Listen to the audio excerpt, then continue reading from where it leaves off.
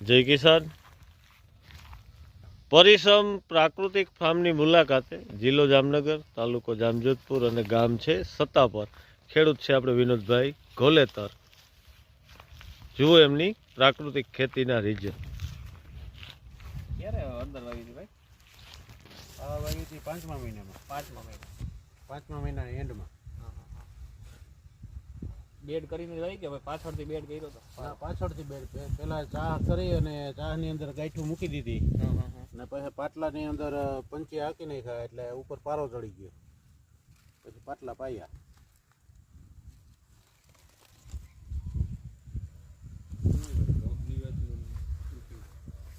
આની અંદર કોઈ જાતનો રોગ જીવાત કે કંઈ આવતું નથી. ફૂગજન્ય જમીનજન્ય રોગ આવે છે તો એની અંદર આપણે ટ્રાઇકોડર્મા છે કે મેટારિઝમ કે ગમે એ તમે આપી દો એટલે કોઈ જાતનો રોગ આવતો નથી.